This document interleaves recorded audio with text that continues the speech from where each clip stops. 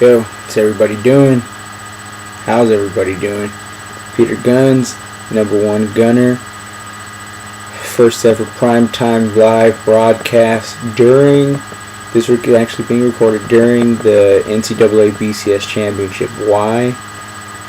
Because I'm more important than a bowl game, that's why. More importantly than that, I've got things to do anyway.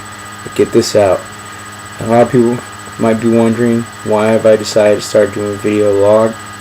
Real simple. First and foremost, this is just an extension of the blog. So if you've been wondering why I haven't been posting or writing a couple weeks, because I wanted to kind of work on this and get some ideas and see what I could do for this quote-unquote show. And that's what I think we'll do. We'll start moving forward with this and kind of experiment things as we go along. Second, most important, you people don't read. I know this because I've read the statistics myself. There are people out there, Americans in large, and probably even the world in general, but I know mainly Americans, they just don't read. I think I read a statistic that said that it's like somewhere between less than 40, maybe 30% of people read a book after college or even high school. Think about that. It's important to read. I've got about 3-4 books that I read, but I am currently reading. But that's what I want to talk about. So just give a quick update. Still working out, still getting my swole on. You can go see pictures at my body space. If you don't know what it is, well, too bad. You'll have to send me a request and I'll show you, send you a link to the page. Although all my Twitter followers get it, because Twitter, I get the bonuses on Twitter. I don't do a lot of stuff on Facebook. If you go on Twitter, or if you follow this blog, sometimes I put some stuff on here, you'll get the inside scoop on a lot of things. So go check it out if you can. Check me out on Twitter, and you'll find a link to those pictures. Started doing some fat loss this week. Not that I've gained any fat in particular, but I've gone about as intense as I possibly could go and felt some of the effects of overtraining. I'm just doing a quick neck adjustment there. Got a bad neck. And as far as the fat loss goes, day 1 it was great. I only did a couple sets, each exercise in and out in like 30 minutes, maybe. It was less than that. It was like 30 minutes. I was out the door. Felt fantastic. Recommend you do the same. As far as other stuff, I'm not reading. I just heard noise. I was checking to see what the noise was. Anyway, start the new diet. I think I talked about it on Facebook and Twitter yesterday. Raw milk, raw organic eggs, and then, a lot of people say they like milk. Let's make this perfectly clear.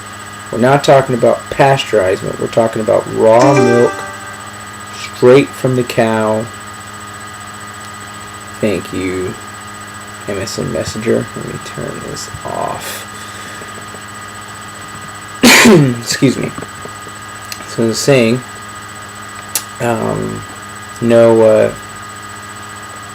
no pasteurization, no homogenization, straight from the cow to the bottle, bam, into the store. Try to pick it up at farmer's market, but there's none locally. I think there's one about 4 miles from here. You go pick it up, but there's a store here. Unless they're charging some ridiculously cheap price, I'm not going to drive. It's you lose the discount and the gas money. There's no point. So that's what I've been doing. I just get, for the eggs, I've gotten just USDA certified organic free range eggs. Inspect them, make sure there's nothing wrong with them. Right now I'm at about 2 at a time. Yesterday a little hard going down, but today they're real. It wasn't that bad swallowing them at all. And as a matter of fact, I felt less queasy about it. My stomach felt fine. So there's nothing there. And then coconut oil. Today I actually put it on my meat with I was eating some chicken to balance the protein out in the meal, and yeah, it tastes pretty good. I don't know if I'll keep doing it because a lot of it fell off and kind of melted into the plastic container. It looks like regular fat, like when fat solidifies and kind of looks in your frying pan or something like that. So it kind of looked bad, but I feel fine. I actually feel stronger, faster, lighter, quicker, more rested. I think I look fantastic. So I think all in all, it's a good dietary decision. I got an email from the guy over at Muscle Now, which is the program that I follow, and he told me to go ahead and use that stuff for the night meal, for eating before bedtime. Right now, I've been doing it in the afternoons, but he told me if you're doing it for the hormonal benefits, you might as well do it at bedtime, so it'll be readily available when you go to sleep. So I'm gonna weigh all my options, think about and see. So we got that.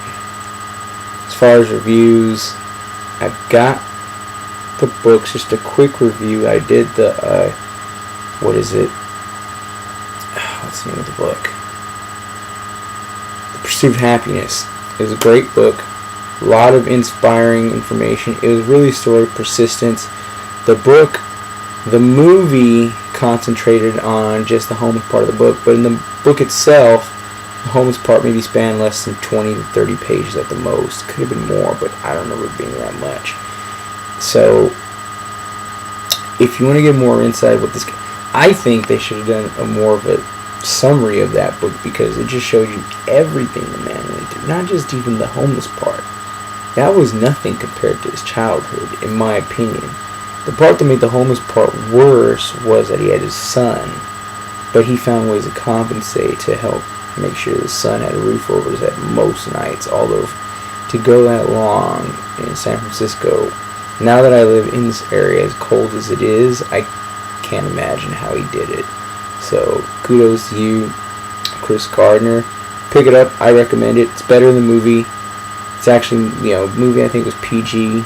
This book is anything but PG. It's about this close to being rated X. It's definitely rated R for sure. Check it out. It's funny, it's insightful, it's inspiring. Go get it. Current book I'm reading right now is actually, dust it off here, Hulk Hogan, My Life Outside the Ring.